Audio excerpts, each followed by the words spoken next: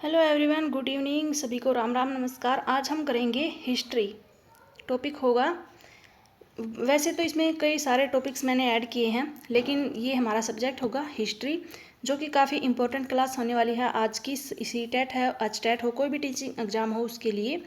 और शुरू कर लेते हैं आज की क्लास को। सबसे पहले हम करेंगे देश के नाम। देश के नाम मीन्स जो भी एनसीईआरटी में मेंशन किया गया है। वैसे तो इसके ऊपर कई सारी स्टोरीज आपने सुनी होंगी कि किस तरह से भारत के नाम पे भारत पड़ा, या फिर सिंधु, जैसे सिंधु नदी के नाम पे इंडिया, या फिर कोई भी मान सकते हैं यूनानियों ईरानियों ने इसको सिंधु को हिंदू बोल दिया, इस प्रकार से नाम पड़ा। वैसे कई स्टोरी हैं, लेकिन जो एनसीईआरटी में दिया गया है वही हम पढ़ेंगे। तो सबसे पहले करते हैं हम, इंडिया शब्द इंडस से निकला है। किससे? इंडस से, जिसको संस्कृत में बोलते हैं सिंधु। संस्कृत में इंडस को क्या बोलते हैं? सिंधु। लगभग 2500 वर्ष पहले उत्तर पश्चिम की ओर से जो आने वाले ईरानी थे और यूनानी, उन्होंने सिंधु को हदोस या फिर इंदोस, और इस नदी के पूर्व में स्थित भूमि प्रदेश को क्या कहा था? इंडिया कहा था। किसने कहा था? ईरानियों ने और यूनानियों ने। भारत नाम का प्रयोग सर्वप्रथम भारत नाम का प्रयोग उत्तर पश्चिम में रहने वाले लोगों के एक समूह ने किया था। भारत का उपयोग किसने किया था? उत्तर पश्चिम में रहने वाले लोगों के समूह ने। इस समूह का उल्लेख संस्कृत की आरंभिक यानी कि लगभग 3500 वर्ष पुरानी कृति ऋग्वेद में मिलता है, इसका वर्णन। तो चलिए सबसे पहले हम करेंगे अतीत की जानकारी। अतीत की जानकारी हम कई तरह से प्राप्त कर सकते हैं। इनमें से एक तरीका, अतीत में लिखी गई जो पुस्तकें हैं उनको ढूंढना और उनको पढ़ना, जिससे कि हमें पूरी जानकारी मिलेगी। ये पुस्तकें हाथ से लिखी होने के कारण इनको क्या बोलते हैं? पांडुलिपि। पांडुलिपि किस लिए बोलते हैं इनको? क्योंकि वे हाथ से लिखी गई थी, इसलिए। फिर पांडुलिपियाँ होती क्या हैं? ये पांडुलिपियाँ प्राय ताड़पत्रों यानी कि पाम लीफ होती हैं, अथवा हिमालय क्षेत्र में उगने वाले भूर्ज नामक पेड़ की छाल से विशेष तरीके से तैयार भोज पत्थर के ऊपर लिखी हुई मिलती हैं। तो ये क्वेश्चन आपसे एचटेट हो, सीटेट हो, या कोई भी टीचिंग एग्जाम हो, हमेशा आपको एक ना एक क्वेश्चन इसमें से देखने को मिलता है पांडुलिपि के बारे में। ये पांडुलिपियाँ मंदिरों और विहारों में प्राप्त होती हैं। कहाँ पर? मंदिरों में और विहारों में।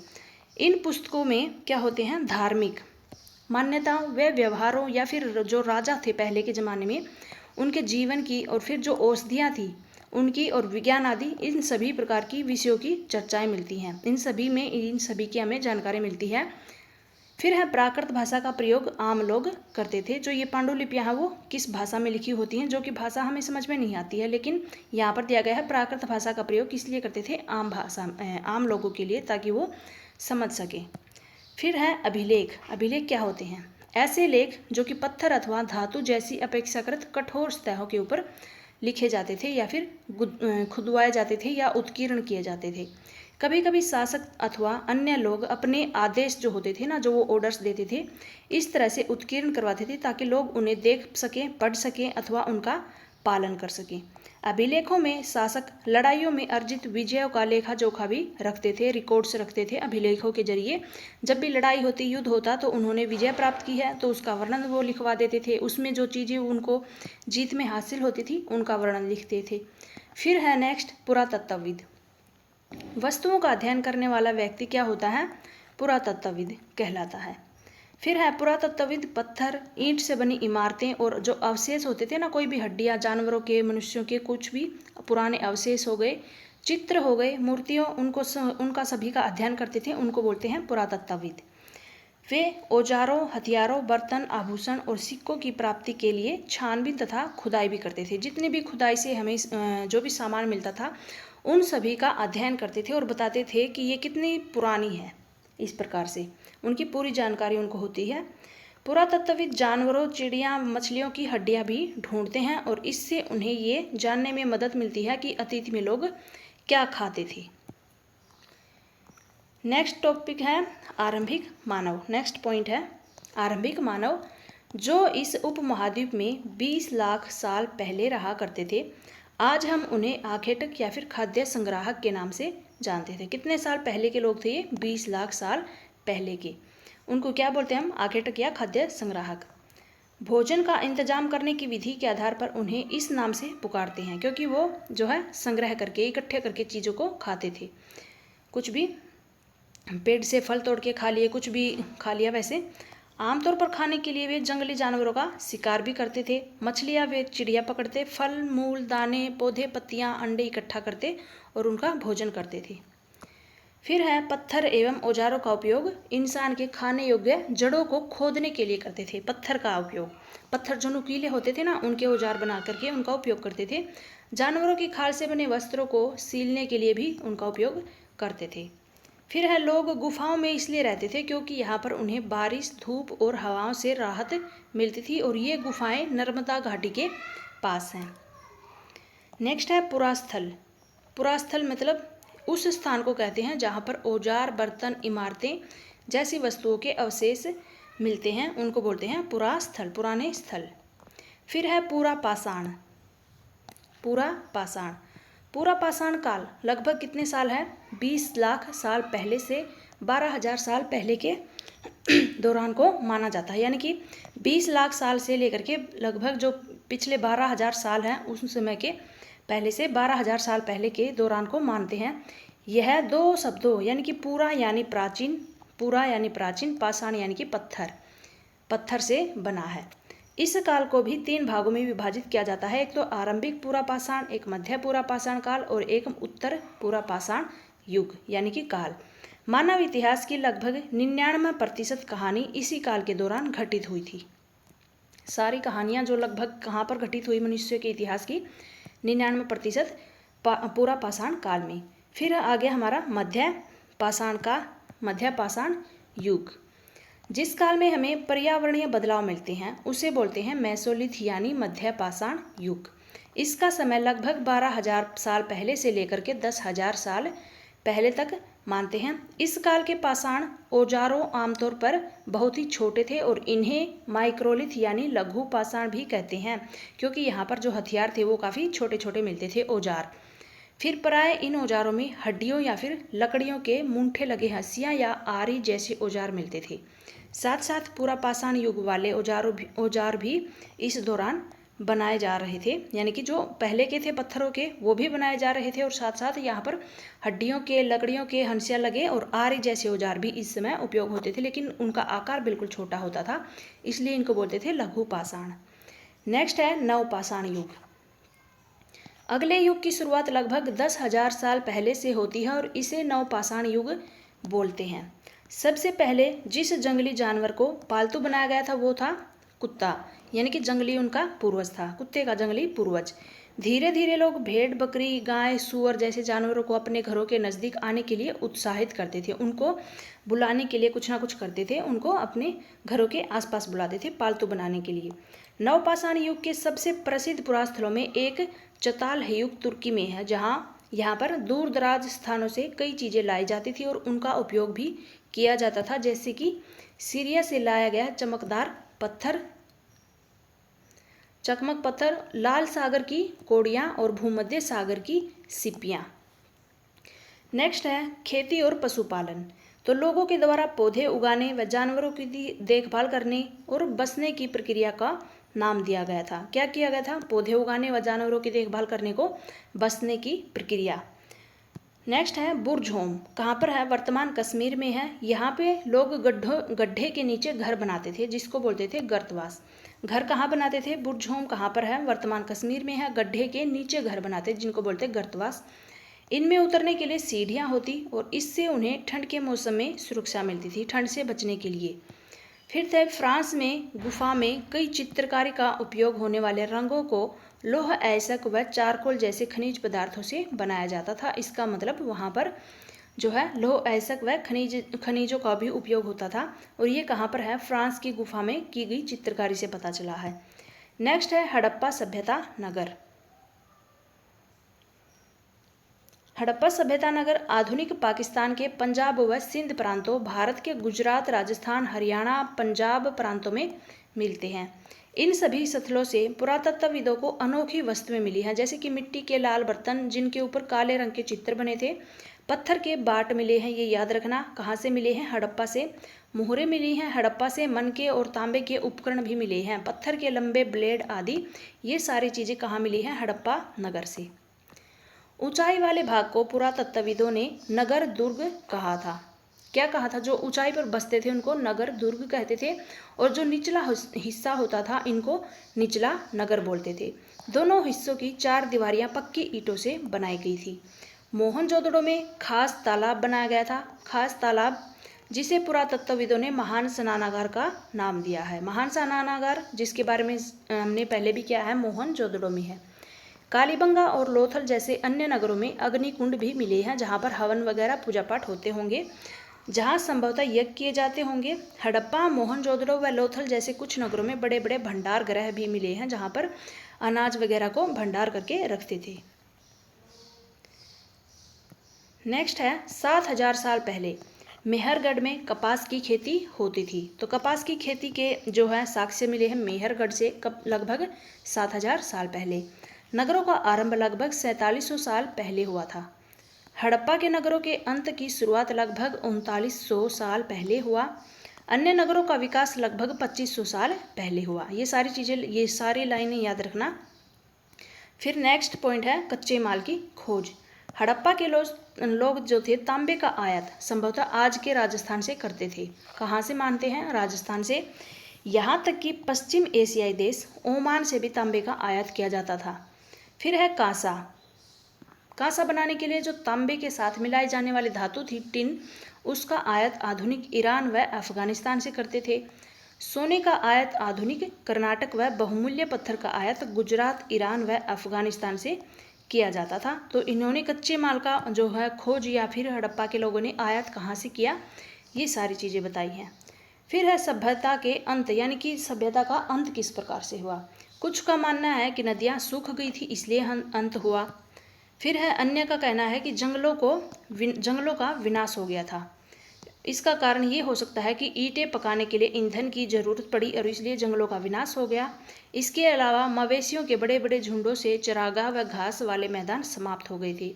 कुछ इलाकों में बाढ़ आ गई, लेकिन इन कारणों से ये स्पष्ट नहीं हो पाता है कि सभी नगरों का अंत किस प्रकार से हुआ, क्योंकि बाढ़ व नदियों के सूखने का असर कुछ ही इलाकों में हुआ है। यानी कि कुछ पक्का नहीं कह सकते कि हड़प्पा सभ्यता का या इनका अंत किस प्रकार से हुआ, ये सिर्फ इनका मानना है पुरातत्वविदों का और विद्वानों का।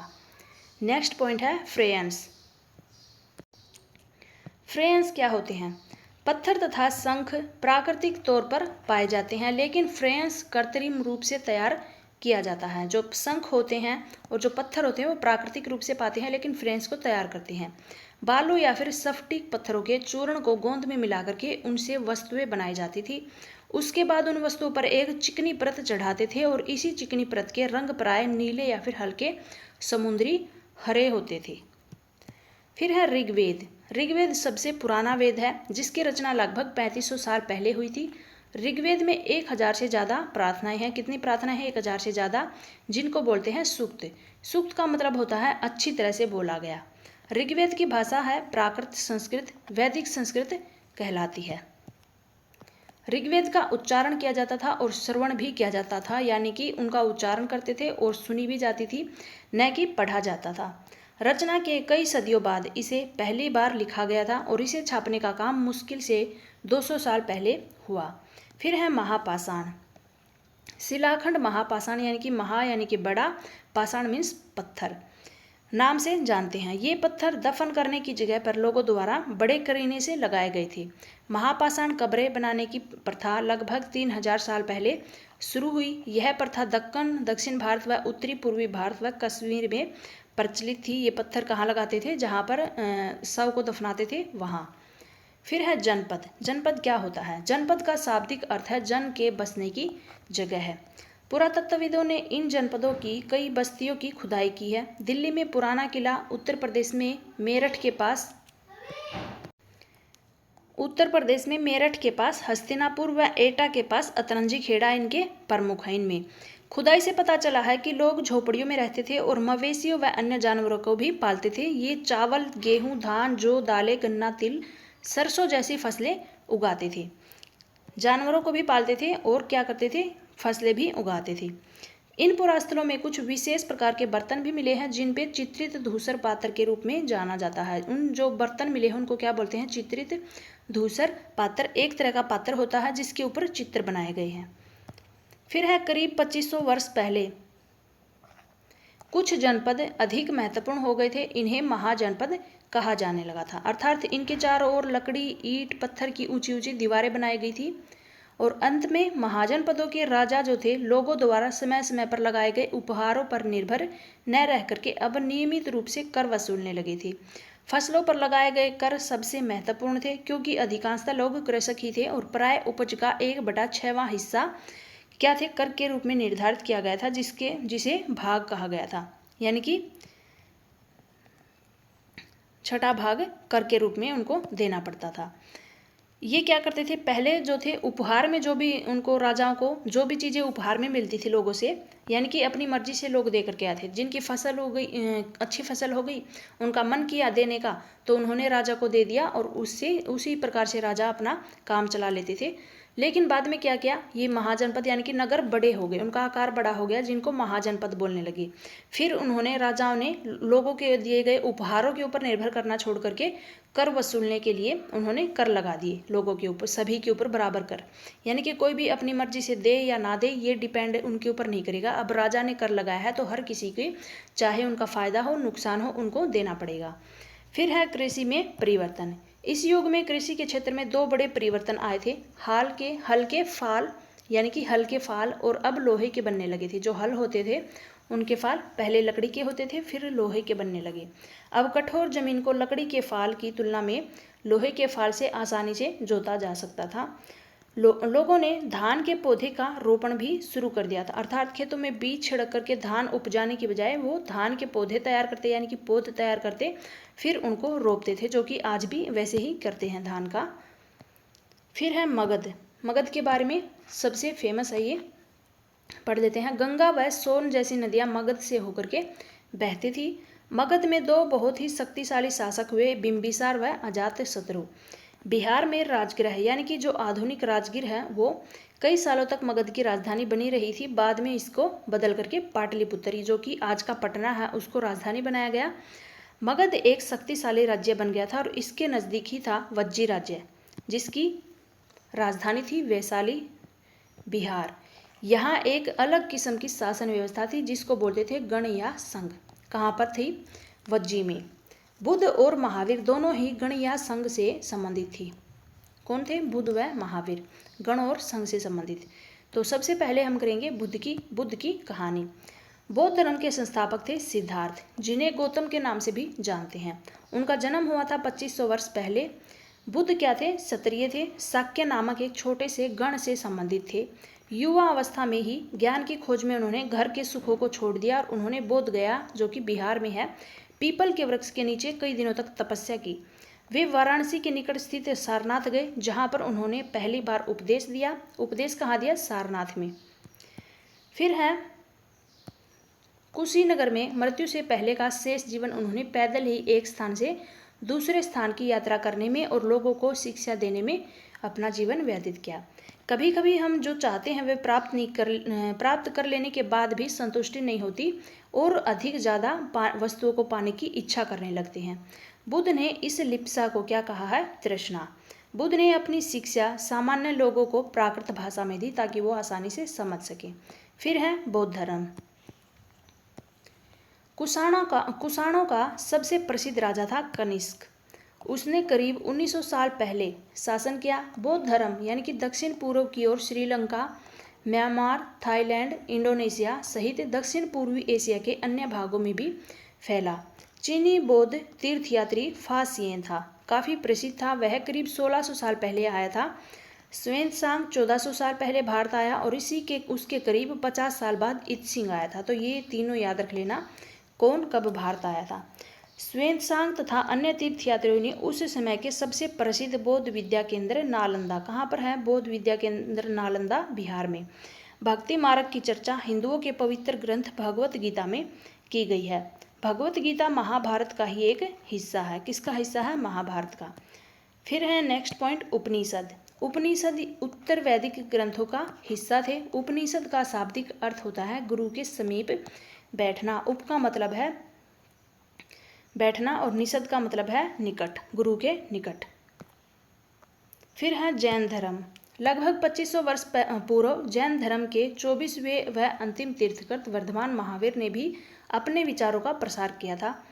वह वज्जी संघ के लिच्छवी कुल के एक क्षत्रिय राजकुमार थे। 30 वर्ष की आयु में उन्होंने घर छोड़ दिया व जंगलों में रहने लगे थे। 12 वर्ष तक उन्होंने कठिन व एकाकी जीवन व्यतीत किया। उसके पश्चात वर्तमान रूप में उपलब्ध जैन धर्म की शिक्षाएं लगभग 1500 वर्ष पूर्व गुजरात में वल्लभी नामक स्थान पर लिखी गई थी। जैन शब्द जिन शब्द से निकला है, जिसका अर्थ होता है विजेता। किससे निकला है? जिन से, जिसका अर्थ है विजेता। जैन एवं बौद्ध धर्म जिस समय लोकप्रिय हो रहे थे, लगभग उसी समय ब्राह्मणों ने आश्रम व्यवस्था का विकास किया था। महावीर ने अपनी शिक्षा प्राकृत में दी थी। बौद्ध धर्म ने भी जो अपना ज्ञान था वो प्राकृत भाषा में दिया था सामान्य लोगों के लिए। फिर है संघ। महावीर तथा बुद्ध दोनों का ही मानना था कि घर का त्याग करने पर ही सच्चे ज्ञान की प्राप्ति हो सकती है। ऐसे लोगों के लिए उन्होंने संघ नामक संगठन बनाया, जहां घर को त्याग करने वाले लोग एक साथ रहते थे। जो भी घर का त्याग करके जाते धर्म को अपनाने के लिए, वो कहाँ पर रहते थे? संघ नामक स्थान पे। संघ में रहने वाले बौद्ध भिक्षुओं के लिए बनाए गए नियम विनय पिटक नामक ग्रंथ में मिलते हैं। तो विनय पिटक में क्या मिलता है? बौद्ध भिक्षुओं के लिए बनाए गए नियमों का वर्णन। फिर है साम्राज्य। हम जिन शेरों के चित्र रुपयों पैसों के ऊपर देखते हैं, उनका एक लंबा इतिहास है। उन्हें पत्थरों को काट करके बनाया गया और फिर उन्हें सारनाथ के एक विशाल स्तंभ में स्थापित किया गया था। अशोक जिस साम्राज्य पर शासन करते थे, उसकी स्थापना उनके दादा चंद्रगुप्त मौर्य ने लगभग 2300 साल पहले की थी। चाणक्य या कौटिल्य नाम के एक बुद्धिमान व्यक्ति ने चंद्रगुप्त की सहायता की थी। वंश। जब एक ही परिवार के कई सदस्य एक के बाद एक राजा बनते हैं तो उनको क्या बोलते हैं? वंश। फिर है मौर्य वंश। मौर्य वंश में 3 महत्वपूर्ण राजा हुए। पहला चंद्रगुप्त, उसका बेटा बिंदुसार और बिंदुसार का पुत्र हुआ था अशोक। मैक्सथनीज चंद्रगुप्त के दरबार में पश्चिमी एशिया के यूनानी राजा सेल्यूकस निकेटर का राजदूत था। तो ये भी पूछा गया है कि कौन था ये? चंद्रगुप्त के दरबार में था और किसका पुत्र था? सेल्यूकस निकेटर का राजदूत था। मौर्य साम्राज्य। देखिए एक सेकेंड। मौर्य साम्राज्य के उभरने से थोड़ा पहले, लगभग 2400 वर्ष पहले, चीन में सम्राटों ने चीन की दीवार का निर्माण किया था। इसे बनाने का उद्देश्य उत्तरी सीमा की पशुपालक लोगों से रक्षा करना। अगले 2000 वर्षों तक इस दीवार का निर्माण कार्य चलता रहा, क्योंकि साम्राज्य की सीमाएं बदलती रहती और यह दीवार लगभग 6400 किलोमीटर लंबी, हर 100-200 मीटर की दूरी पर इस पर निगरानी के लिए बुर्ज बने होते थे। फिर है अशोक। अशोक मौर्य वंश के सबसे प्रसिद्ध शासक थे। वह ऐसे पहले शासक थे जिन्होंने अभिलेखों द्वारा जनता तक अपने संदेश पहुंचाने की कोशिश की। अशोक के ज़्यादातर अभिलेख प्राकृत भाषा में और अगर लिपि पूछे तो ब्राह्मी लिपि में है। फिर है धम। धम संस्कृत शब्द है धर्म का प्राकृत रूप है धम। कलिंग तटवर्ती उड़ीसा का प्राचीन नाम था। तो उड़ीसा को क्या बोलते थे? कलिंग। अशोक बुद्ध के उपदेशों से भी प्रेरित हुए थे। अशोक ने धम्म के विचारों यानी धर्म के विचारों को प्रसारित करने के लिए सीरिया, मिस्र, ग्रीस तथा श्रीलंका में भी दूत भेजे हैं। नेक्स्ट है गांव में रहने वाले लोग। तमिल क्षेत्र में बड़े भूस्वामियों को वेल्ला या साधारण हलवाहो और उणवार या फिर भूमिहीन मजदूर दास, कैडेसियार व अधिमाई कहलाते थे। गांव का प्रधान व्यक्ति ग्राम भोजक कहलाता था। क्या गांव का जो प्रधान व्यक्ति होता उसको ग्राम भोजक बोलते थे। अक्सर एक ही परिवार के लोग इस पद पर कई पीढ़ियों तक बने रहते, यानी कि यह पद अनुवांशिक था। ग्राम भोजकों के अलावा अन्य स्वतंत्र कृषक भी होते थे जिनको बोलते थे गृहपति। जो कृषक होते थे स्वतंत्र, उनको बोलते गृहपति। जातक वो कहानियां हैं जो आम लोगों में प्रचलित थी। बौद्ध भिक्षुओं ने इनका संकलन किया। जातक में प्राचीन शहरों के बारे में वहां गए नाविक व यात्रियों के विवरण द्वारा भी पता चलता है। नेक्स्ट है आहत सिक्के। आहत सिक्के क्या होते हैं? सामान्यतः आयताकार और कभी कभी वर्गाकार या गोल भी होते थे। ये या तो धातु की चादर को काटकर बनाए गए या धातु के चपटे गोलिकाओं से बनाए जाते। इन सिक्कों के ऊपर कुछ लिखा हुआ नहीं होता था, बल्कि इनके ऊपर कुछ चिन्ह या फिर ठप्पे जैसे बनाए जाते थे, इसीलिए इनको आहत बोलते थे। आहत का मतलब चोट देना। ये सिक्के उपमहाद्वीप के लगभग अधिकांश हिस्सों में पाए गए और ईसा की आरंभिक सदियों तक ये प्रचलन में रहे हैं। नेक्स्ट है सिक्के। चांदी या फिर सोने के सिक्कों पर विभिन्न आकृतियों को आहत कर बनाए जाने के कारण इनको आहत सिक्के बोलते हैं। मथुरा एक धार्मिक केंद्र भी रहा। यहाँ पर बौद्ध विहार व जैन मंदिर है और यह कृष्णा भक्ति का एक महत्वपूर्ण केंद्र था। क्या? मथुरा। फिर है मथुरा के अभिलेख में सुनार, लोहार, बुनकर, टोकरी बुनने वाले, माला बनाने वाले व इत्र बनाने वालों के भी उल्लेख मिलते हैं मथुरा के अभिलेख में। नेक्स्ट है अरिक्का मेडु। लगभग 2200 से 1900 साल पहले अरिक्का मेडु एक पतन था और यहाँ दूर दूर से आए जहाज़ों से सामान उतारे जाते थे। यहाँ भूमध्य सागरीय क्षेत्र में एम्फोरा जैसे पात्र मिले। साथ ही साथ यहाँ पर एरेटाइन जैसे मुहर लगे लाल चमकदार बर्तन भी मिले हैं। इन्हें इटली के एक शहर के नाम पर एरेटाइन पात्र के नाम से जाना जाता है। नेक्स्ट है रोम। रोम एक बहुत बड़े साम्राज्य की राजधानी था। यह यूरोप एवं उत्तर अफ्रीका तथा पश्चिमी एशिया तक फैला साम्राज्य था। इसके सबसे महत्वपूर्ण शासकों में से एक था ऑगस्टस। इसने करीब 2000 साल पहले शासन किया था और उसने कहा था कि रोम ईंटों का शहर था। व्यापार और यहाँ के व्यापारी। दक्षिण भारत सोना, मसाले, खास तौर पर काली मिर्च तथा कीमती पत्थरों के लिए भी प्रसिद्ध था। काले मिर्च के रोमन साम्राज्य में इतनी मांग थी कि काले सोने के नाम से इसको बुलाते थे। तो काला सोने के नाम से किसको बुलाते थे? काली मिर्ची को। फिर है संगम कविता में मूवेंदार की चर्चाएं मिलती हैं। कहाँ मिलती है मूवेंदार की चर्चाएं? संगम कविताओं में। यह एक तमिल शब्द है जिसका अर्थ होता है तीन मुखिया। मूवेंदार का अर्थ होता है तीन मुखिया। सातवाहनों का सबसे प्रमुख राजा गौतमीपुत्र सातकर्णी था। नेक्स्ट है रेशम मार्ग। रेशम बनाने की तकनीक का आविष्कार सबसे पहले चीन में करीब 7000 साल पहले हुआ। जिस रास्ते से ये लोग यात्रा करते थे वो रेशम मार्ग सिल्क रूट के नाम से जानते थे, प्रसिद्ध हो गया था। सिल्क रूट पर नियंत्रण रखने वाले शासकों में सबसे प्रसिद्ध राजा था कुषाण।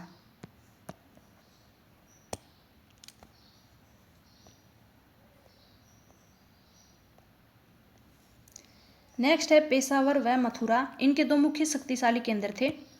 तक्षशिला भी इनके ही राज्य का हिस्सा था। इलाहाबाद का पुराना नाम था उज्जैन। पटना का पुराना नाम पाटलिपुत्र और ये गुप्त शासन के महत्वपूर्ण केंद्र थे। किसके महत्वपूर्ण केंद्र थे? गुप्त शासन के। नेक्स्ट है वंशावलिया। वंशावलिया। चंद्रगुप्त गुप्त वंश के पहले शासक थे। कौन थे? चंद्रगुप्त, जिन्होंने महाराजा धीराज जैसी बड़ी उपाधि धारण की थी। फिर समुद्रगुप्त ने भी ये उपाधि धारण की। उसके पश्चात किसने की? समुद्रगुप्त ने। कवि कालिदास व खगोल शास्त्री आर्यभट्ट उनके दरबार में थे। किनके दरबार में थे? समुद्रगुप्त के। हर्षवर्धन तथा हर्षचरित। राजा हर्षवर्धन जिन्होंने करीब 1400 साल पहले शासन किया, उनके दरबारी कवि बाणभट्ट ने संस्कृत में उनकी जीवनी हर्षचरित लिखी है। चीनी तीर्थयात्री ह्वेन-त्सांग काफी समय के लिए हर्ष के दरबार में रहे थे। उसके पश्चात है पल्लव, चालुक्य और पुलकेशिन द्वितीय। पल्लव, चालुक्य व पुलकेशिन द्वितीय।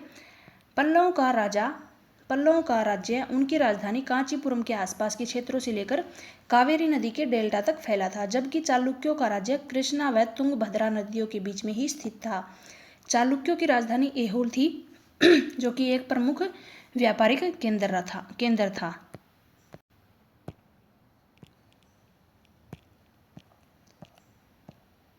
नेक्स्ट है पुलकेशिन द्वितीय। सबसे प्रसिद्ध चालुक्य राजा थे और उनके बारे में दरबारी कवि रवि कीर्ति के द्वारा रचित प्रशस्ति से पता चलता है। पुलकेशिन द्वितीय सबसे प्रसिद्ध चालुक्य राजा थे। इनके बारे में कहाँ मालूम होता है? रवि कीर्ति, दरबारी कवि रवि कीर्ति के द्वारा प्रशस्ति से रचित प्रशस्ति द्वारा पता चलता है। प्रशासन की प्राथमिक इकाइयाँ गांव होते थे। प्राथमिक इकाई क्या थी? गांव। कालिदास अपने नाटकों में राज दरबार के जीवन के चित्रण के लिए प्रसिद्ध माना गया। उनका सबसे प्रसिद्ध नाट्य था अभिज्ञान शकुंतलम। सबसे प्रसिद्ध नाटक अभिज्ञान शकुंतलम किसका है? कालिदास का। नेक्स्ट है धातु विज्ञान। प्राचीन भारतीय धातु वैज्ञानिकों ने विश्व धातु विज्ञान के क्षेत्र में प्रमुख योगदान दिया। पुरातत्वविद खुदाई ने यह दर्शाया कि हड़प्पावासी कुशल शिल्पी थे। उन्हें तांबे के धातुकर्म यानी कि धातु शोधन की जानकारी थी। उन्होंने तांबे और टीन को मिलाकर के कांसा भी बनाया। जहाँ पर हड़प्पावासी कांस्य युगीन से जुड़े हुए थे, वहीं उन्होंने उत्तराधिकारी लौह युग से, उनके जो उत्तराधिकारी थे वे लौह युग से संबंध रखते थे।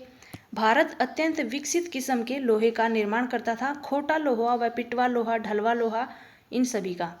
फिर स्तूप का शाब्दिक अर्थ टीला होता है। नेक्स्ट है अजंता, एलोरा, अजंता, ये सारी चीज़ें आपने सुनी होंगी, गुफाएं। अजंता वह जगह है जहाँ के पहाड़ों में सैकड़ों सालों के दौरान कई गुफाएं खोदी गई। इनमें से ज़्यादातर बौद्ध भिक्षुओं के लिए बनाए गए विहार थे, जहाँ पर वो रहते थे। गुफाओं के अंदर अंधेरा होने की वजह से अधिकांश चित्र मसालों की रोशनी में बनाए गए थे। इनमें से कुछ को चित्रों द्वारा सजाया गया था। इन चित्रों के रंग 1500 साल पहले भी चमकदार थे और ये रंग पौधे व खनिजों से बनाए गए थे। इन महान कृतियों को बनाने वाले कलाकार अज्ञात हैं, यानी कि उनके बारे में अभी तक कोई जानकारी नहीं मिल पाई। करीब 1800 साल पहले एक प्रसिद्ध तमिल महाकाव्य था शिल्पादिकरम। उनकी रचना इलांगो नामक कवि ने की है। ये कई बार पूछा गया है। शिल्पादिकरम की रचना कब की गई? 1800 साल पहले। तमिल महाकाव्य है और किसने की है? इलांगो। तमिल महाकाव्य मणिमेखली को करीब 1400 साल पहले सतनार द्वारा लिखा गया। ये भी इम्पोर्टेंट है। तमिल ही महाकाव्य है मणिमेखली, इसको किसने लिखा था? सतनार ने। कालिदास संस्कृत में लिखते थे। नेक्स्ट है पुराण। पुराण का शाब्दिक अर्थ पुराचीन या फिर पुराणों में विष्णु, शिव, दुर्गा व पार्वती जैसे देवी देवताओं से जुड़ी कहानियां हैं।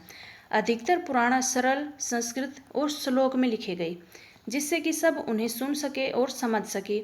स्त्रियां व शूद्र जिन्हें वेद पढ़ने की अनुमति नहीं थी, वे भी इसको सुन सकते थे। पुराणों व महाभारत दोनों को ही व्यास नाम के ऋषि ने संकलित किया, महाभारत को भी और पुराणों को भी। महाभारत में ही भगवत गीता भी शामिल है। रामायण के लेखक वाल्मीकि माने जाते हैं, सभी को मालूम है। फिर है आर्यभट्ट। गणितज्ञ व खगोल शास्त्री आर्यभट्ट ने संस्कृत में आर्यभट्टियम नामक पुस्तक लिखी, जिन्होंने व्रत की परिधि को मापने की भी विधि ढूंढ निकाली थी। फिर है आयुर्वेद। आयुर्वेद चिकित्सा विज्ञान की एक विख्यात पद्धति है जो कि प्राचीन भारत में विकसित हुई। प्राचीन भारत में आयुर्वेद के दो प्रसिद्ध चिकित्सक थे, चरक प्रथम द्वितीय शताब्दी ईस्वी और सुश्रुत चौथी शताब्दी ईस्वी। चरक द्वारा रचित चरक संहिता औषधि शास्त्र की एक उल्लेखनीय पुस्तक है। तो चरक संहिता किसकी पुस्तक है? चरक की। नेक्स्ट है कागज का आविष्कार। करीब 1900 साल पहले काई लून नाम के व्यक्ति ने, ये नाम याद रखना, काई लून, इस व्यक्ति ने चीन में कागज का आविष्कार किया था। कागज बनाने की तकनीक को सदियों तक गुप्त रखा गया था। करीब 1400 साल पहले ये कोरिया तक पहुंची है। फिर है शब्दावली। हिंदुस्तान शब्द आज हम उसे आधुनिक राष्ट्र राज्य भारत के अर्थ में लेते हैं, लेकिन 13वीं शताब्दी में जब फारसी के इतिहासकार मिन्हाज ए सिराज ने, किसने? फारसी के इतिहासकार मिन्हाज ए सिराज ने हिंदुस्तान शब्द का प्रयोग किया था, तो उसका आशय था पंजाब, हरियाणा तथा गंगा यमुना के बीच में स्थित इलाकों से था। उसने इस शब्द का राजनीतिक अर्थ में इन इलाकों के लिए इस्तेमाल किया जो कि दिल्ली के सुल्तान के अधिकार क्षेत्र में आते थे।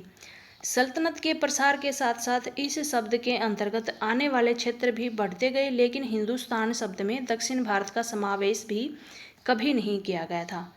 इसके विपरीत 16वीं सदी के आरंभ में बाबर ने हिंदुस्तान शब्द का प्रयोग इस उपमहाद्वीप के भूगोल, पशु पक्षियों, यहाँ तक कि निवासियों की संस्कृति का वर्णन करने के लिए किया गया। फिर है अभिलेखागार। ऐसा स्थान जहाँ पर दस्तावेजों यानी कि पांडुलिपियों इनको संग्रहित करके रखते थे। आज सभी राष्ट्रीय व राज्य सरकारों के अभिलेखागार होते हैं, जहाँ पर वे अपने तमाम पुराने सरकारी अभिलेख यानी दस्तावेज और लेन देन का ब्यौरे का रिकॉर्ड भी रखते हैं। फिर है प्रतिलिपियाँ। प्रतिलिपियाँ बनाते हुए लिपि के छोटे मोटे फेरबदल करते चलते रहते हैं। पर्यावास, इसका तात्पर्य किसी भी क्षेत्र के पर्यावरण और वहाँ रहने वालों के सामाजिक आर्थिक जीवन शैली से होता है। फिर है जाति पंचायत। नेक्स्ट पॉइंट, जाति पंचायत। अपने सदस्यों के व्यवहार का नियंत्रण करने के लिए जातियां स्वयं अपने अपने नियम बनाती थी और इन नियमों का पालन जाति के बड़े बुजुर्गों की एक सभा करवाती, यानी कि जो बड़े बुजुर्ग होते थे वो उनकी सभा करते और इन नियमों को बताते उनका पालन करना है, जिसे कुछ इलाकों में जाति पंचायत के नाम से जानते थे। फिर है भाषा तथा क्षेत्र। भाषा व क्षेत्र। सन 1318 में कवि हुए अमीर खुसरो। इन्होंने इस बात पे गौर किया था कि इस देश में हर क्षेत्र की एक अलग भाषा है। सिंधी, लाहौरी, कश्मीरी, द्वार समुद्री यानी कि दक्षिणी कर्नाटक में थी, तेलंगानी आंध्र प्रदेश में, गुजरी गुजरात में, मवबारी तमिलनाडु में, गोड़ी बंगाल में, अवधी पूर्वी उत्तर प्रदेश में व हिंदवी दिल्ली के आसपास के जो क्षेत्र थे वहाँ पर बोली जाती थी। किसने नोटिस किया? अमीर खुसरो ने। अमीर खुसरो ने बताया कि इन भाषाओं के विपरीत एक भाषा है संस्कृत, यानी कि इनके अलावा भी एक भाषा है संस्कृत जो किसी भी विशेष क्षेत्र की भाषा नहीं है। यह एक प्राचीन भाषा है जो कि पुरानी है, जिसे केवल ब्राह्मण जानते हैं, आम जनता उनको नहीं जानती। संस्कृत ग्रंथों के ज्ञान के कारण समाज में ब्राह्मणों का बड़ा ही आदर होता था, यानी कि जो इनको संस्कृत का ज्ञान होता था, जिन ब्राह्मणों को, उनका समाज में बहुत ही आदर करती। इनके संरक्षक भी थे, नए नए शासक जो कि स्वयं प्रतिष्ठा की चाह में थे। इन संरक्षकों का समर्थन होने के कारण समाज में उनका दबदबा और भी बढ़ जाता था। संरक्षक कोई प्रभावशाली या फिर धनी व्यक्ति जो किसी कलाकार, शिल्पकार, विद्वान या अभिजात जैसे किसी अन्य व्यक्ति की मदद या फिर सहारा दे। 19वीं सदी के मध्य में अंग्रेज इतिहासकारों ने भारत के इतिहास को 3 युगों में बांटा था, हिंदू, मुस्लिम और ब्रिटिश। ये क्वेश्चन बहुत बार पूछा गया है, बहुत बच्चे क्या करते हैं, इसको गलत करते हैं। हिंदू मुस्लिम के साथ वो ईसाई या फिर कुछ और लगा देते हैं, तो याद रखना है हिंदू, मुस्लिम और ब्रिटिश। किसने बांटा है इसको? इतिहासकारों ने भारत के इतिहास को 3 भागों में बांटा है 19वीं सदी में, हिंदू, मुस्लिम और ब्रिटिश। फिर है कुरान शरीफ। कुरान शरीफ, इसका संदेश भारत में सबसे पहले 7वीं सदी में व्यापारियों व अप्रवासियों के जरिए पहुंचा था। मुसलमान कुरान शरीफ को अपना धर्म ग्रंथ मानते हैं, केवल एक ईश्वर अल्लाह की सत्ता को स्वीकार करते हैं, जिसका प्रेम, करुणा और उदारता अपने में आस्था रखने वाले हर व्यक्ति को गले लगा ले और चाहे उस व्यक्ति की सामाजिक पृष्ठभूमि कुछ भी हो, सभी को एक बराबर माने। नए राजवंशों का उदय। 7वीं सदी आते आते उपमहाद्वीप के विभिन्न भागों के बड़े जो भूस्वामी और योद्धा थे, सरदार, वे अस्तित्व में आ गए थे। राजा लोग प्राय अपने अपने जो थे मातहत यानी कि सामंत के रूप में मान्यता देते उनको। सामंत अपने आप को महासामंत, महामंडलेश्वर, पूरे मंडल का महान स्वामी आदि घोषित कर लेते थे, खुद ही खुद को घोषित कर लेते थे। कदम्ब, मयूर शर्मण और गुर्जर प्रतिहार हरिचंद्र ब्राह्मण थे। उन्होंने अपने परंपरागत पेशे को छोड़कर के शस्त्र को अपना लिया। क्रमशः कर्नाटक व राजस्थान में अपने राज्य सफलतापूर्वक स्थापित किए। क्रमशः का मतलब कर्नाटक में किसने किया? कदम्ब, मयूर शर्मण ने, और गुर्जर प्रतिहार ने किया था राजस्थान में। एलोरा की गुफा का भित्ति चित्र, जिसमें विष्णु का नरसिंह अर्थात पुरुष सिंह के रूप में दिखलाया गया था, यह भित्ति चित्र राष्ट्रकूट काल की कृति है। महाराजाधिराज, राजाओं के राजा को कहा गया था। त्रिभुवन चक्रवर्तीन, 3 भुवनों का स्वामी होता था। कौन होता था? त्रिभुवन, 3 चक्रवर्तीयन स्वामी। फिर है तमिलनाडु में शासन करने वाले चोल वंश के अभिलेखों में विभिन्न किस्म के करों के लिए 400 से ज़्यादा सूचक शब्द मिलते हैं, यानी कि विभिन्न प्रकार के कर लगाए और उनके लिए 400 से ज़्यादा सूचक शब्द मिले हैं। सबसे अधिक उल्लेखित कर है वेट्टी, जो कि नगद की बजाय जबरन श्रम के रूप में लेते थे, यानी कि नगद नहीं बल्कि जबरन उनसे परिश्रम यानी कि मेहनत मजदूरी करवा के उनसे कर वसूल करते। फिर है प्रशस्तियाँ या फिर भूमि अनुदान, कुछ भूमियाँ देते, कुछ प्रशस्तियाँ। प्रशस्तियों में ऐसे ब्यौरे हैं जो शब्द से सत्य कभी भी हो सकते हैं, लेकिन ये सत्य नहीं भी हो सकते, यानी कि सत्य भी सच नहीं हो सकता, मान नहीं सकते उसको सच, लेकिन ये प्रशस्तियाँ हमें बताती हैं कि शासक खुद को कैसा दर्शाना चाहते थे। कई शासकों ने अपनी प्रशस्तियों में अपनी उपलब्धियों का बखान किया। संस्कृत में लिखी गई ग्वालियर मध्य प्रदेश में पाई गई एक प्रशस्ति में प्रतिहार नरेश नागभट्ट के कामों का वर्णन किया गया है। राजा लोग प्राय ब्राह्मणों को भूमि अनुदान से पुरस्कृत करते थे, यानी कि भूमि उनको दान देते थे, उनको पुरस्कार के रूप में। ये ताम्रपत्रों पर अभिलिखित होते और जो भूमि पाने वाले को दिए जाते। 12वीं शताब्दी में एक बृहत संस्कृत काव्य भी रचा गया, जिसमें कश्मीर के ऊपर शासन करने वाले राजाओं का इतिहास दर्ज है। इसको बोलते हैं कल्हण नामक एक रचनाकार द्वारा रचा गया। कल्हण नामक रचनाकार द्वारा रचा गया था ये। शासकों ने बड़े मंदिरों का निर्माण करवाकर भी अपनी सत्ता व संसाधनों का प्रदर्शन करने का प्रयास किया। इसलिए जब वे एक दूसरे के राज्यों पर आक्रमण करते तो मंदिरों को भी अपना निशाना बना लेते थे। फिर है अफगानिस्तान के गजनी का सुल्तान महमूद ऐसे शासकों में से सबसे प्रसिद्ध है उसने गुजरात के सोमनाथ के मंदिर को लूट लिया था। गजनी का सुल्तान महमूद, उसने अल बरूनी नामक एक विद्वान को इस उपमहाद्वीप का लेखा जोखा लिखने का काम सौंपा था। अल बरूनी नामक एक विद्वान को अरबी में लिखी गई उसकी कृति किताब अल हिंद आज भी इतिहासकारों के लिए एक महत्वपूर्ण स्रोत है। किसने लिखी थी? अल बरूनी ने अल हिंद। नेक्स्ट है चाहमान जो कि बाद में चौहान के रूप में जाने गए थे। वे दिल्ली और अजमेर के आसपास के क्षेत्र पर शासन करते थे। चाहमानों का सबसे प्रसिद्ध शासक था पृथ्वीराज तृतीय, जिसने कि सुल्तान मोहम्मद गोरी को मोहम्मद गोरी जो कि अफगान शासक था 1191 में उसको हरा दिया, लेकिन दूसरे ही साल यानी कि 92 में उसके हाथों हार गया था। 91 में उसको हराया और फिर उसके हाथों खुद हार गया। फिर है चोल शासक। राजराज प्रथम को सबसे शक्तिशाली चोल शासक माना गया है। राजराज का पुत्र, उनका नाम था राजेंद्र प्रथम।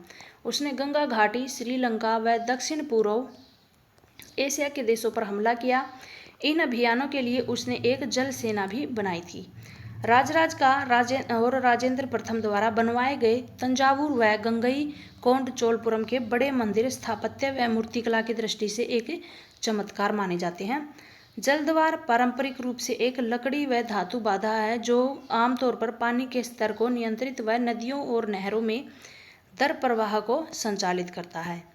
फिर है किसानों की बस्तियां जो कि उर कहलाती थी। किसानों की बस्तियां जिनको बोलते थे उर, सिंचित खेती के लिए साथ बहुत ही समृद्ध हो गई थी। इस तरह के गांव के समूह को क्या बोलते थे? नाडू। गांव का जो समूह होता था उनको बोलते थे नाडू, और छोटी छोटी जो बस्तियां थी उनको बोलते थे उर। नेक्स्ट है अभिलेख व लिखित सामग्री। क्या है? उत्तर मेरूर अभिलेख के अनुसार सभा की सदस्यता के लिए इच्छुक लोगों को ऐसी भूमि का स्वामी होना चाहिए जहां से भू राजस्व वसूल सके। उनके पास अपना घर होना चाहिए। उनकी उम्र 35 से 70 के बीच होनी चाहिए। उनको वेदों का ज्ञान भी होना चाहिए। उन्हें प्रशासनिक मामलों की अच्छी जानकारी होनी चाहिए, यानी लेन देन की और बाहर के जो शासन कर व्यवस्था है उनकी पूरी जानकारी होनी चाहिए। ईमानदार होने चाहिए। यदि कोई पिछले 3 सालों में किसी समिति का सदस्य रहा है तो वह किसी और समिति का सदस्य नहीं बन सकता। जिसने अपने और अपने संबंधियों के खाते जमा नहीं कराए हैं वह भी इस सब का चुनाव नहीं लड़ सकता है। इनके लिए कुछ नियम बनाए गए थे। तोमरों और चौहानों के राज्यकाल में ही दिल्ली वाणिज्य का एक महत्वपूर्ण केंद्र बन गया था। दिल्ली क्या बन गया था? वाणिज्य का महत्वपूर्ण केंद्र तोमर व चौहानों के राज्यकाल में। यहाँ देहलीवाल कहे जाने वाले सिक्के भी ढाले जाते थे जो कि काफ़ी प्रचलन में थे। ये सारी चीज़ें आपकी एनसीईआरटी में हैं। क्या कर दिया ये? फिर है दिल्ली के शासक। ये सारे क्रम में दिए गए हैं, ये जरूर याद रख लेना। तोमर आरंभिक 12वीं शताब्दी से लेकर 1165 तक। अनंगपाल 1130 से 45 तक। चौहान 1165 से 92।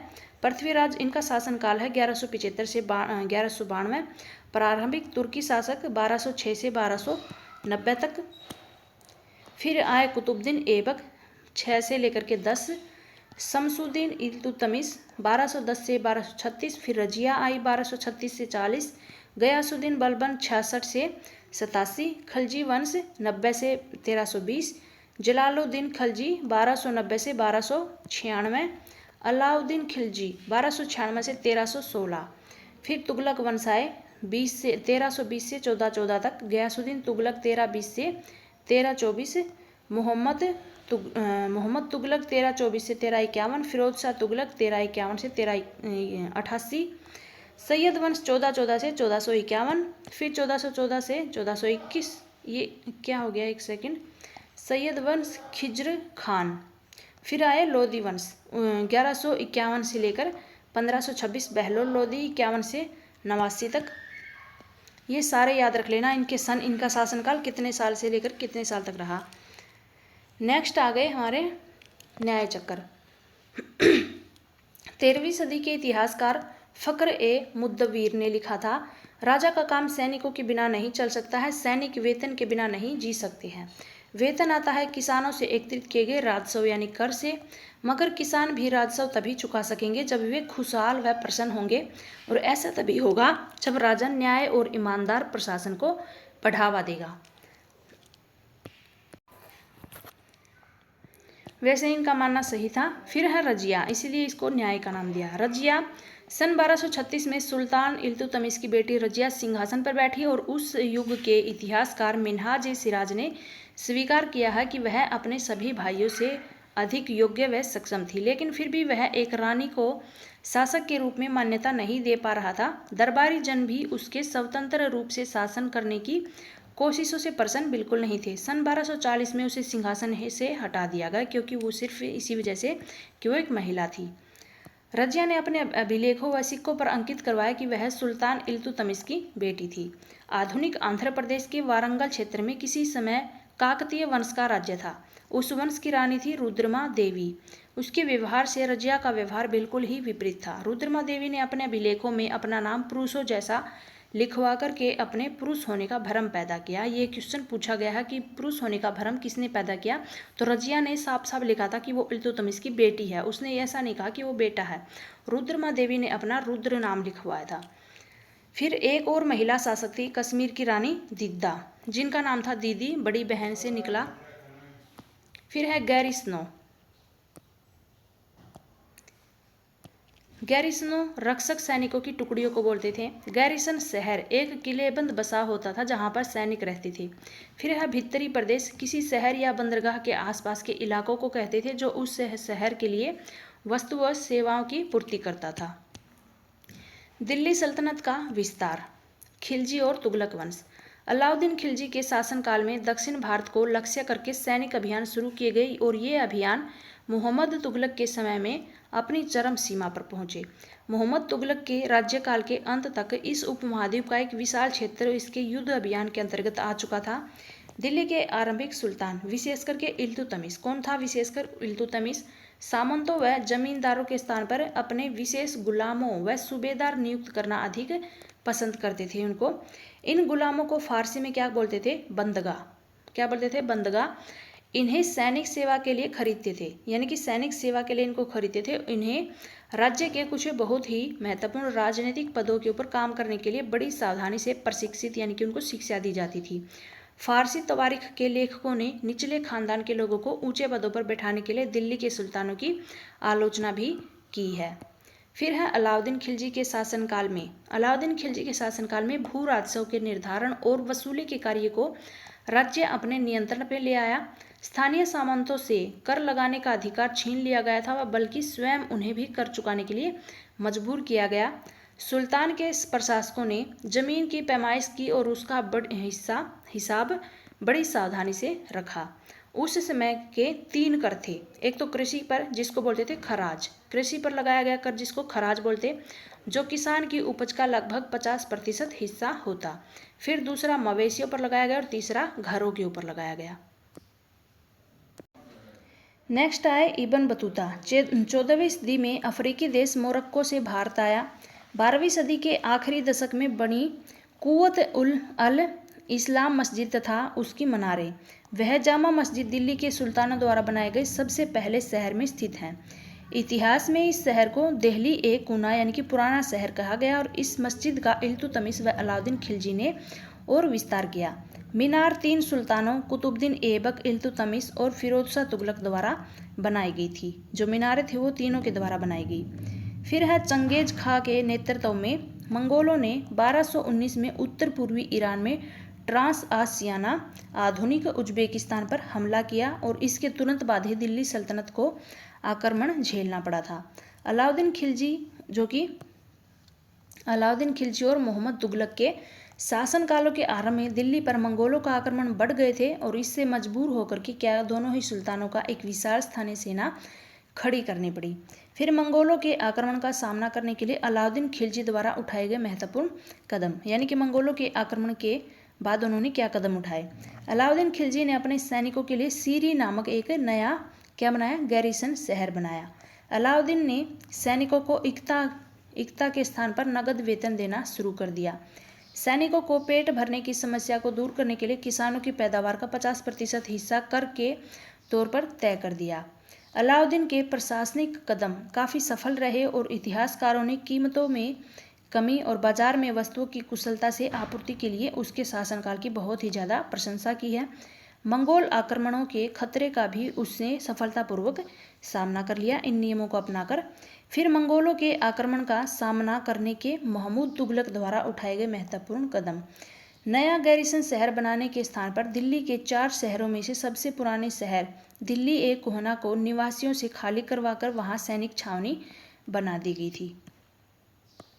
नेक्स्ट है, सेना को सिखाने के लिए उसी इलाके में खाद्यान्न इकट्ठा किया गया था, लेकिन खिलाने के लिए सिखाने के लिए बोल दिया मैंने शायद।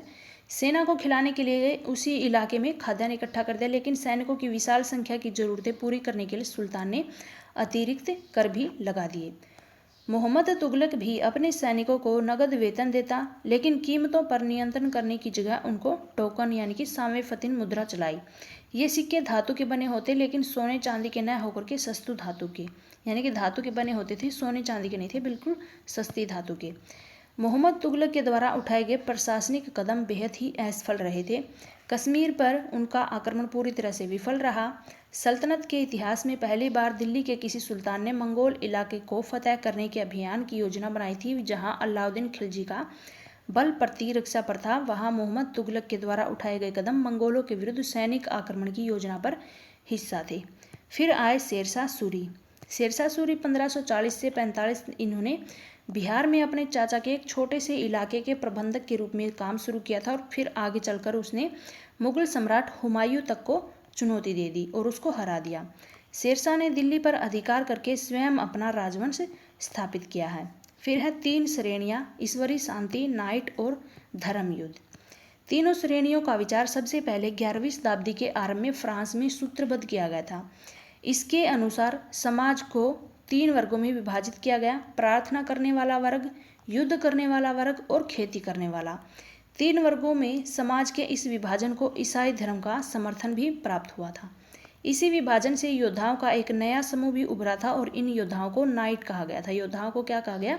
नाइट। नाइटों की अपेक्षा की जाती थी कि वे धर्म और ईश्वर की सेवा में समर्पित योद्धा रहें।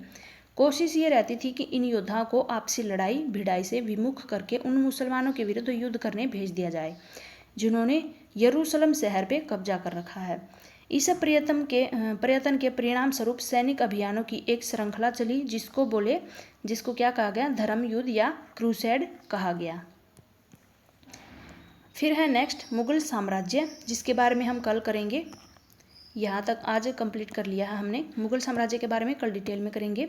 आज की वीडियो अच्छी लगी हो तो वीडियो को लाइक जरूर करने, बहुत ही इंपॉर्टेंट वीडियो होने वाली है आज की, तो वीडियो को लाइक जरूर कर देना। चैनल पे नए हो तो सब्सक्राइब कर लेना और वीडियो को शेयर भी कर देना फ्रेंड्स के साथ। मिलते हैं नेक्स्ट वीडियो में। Thank you so much, bye bye, good luck.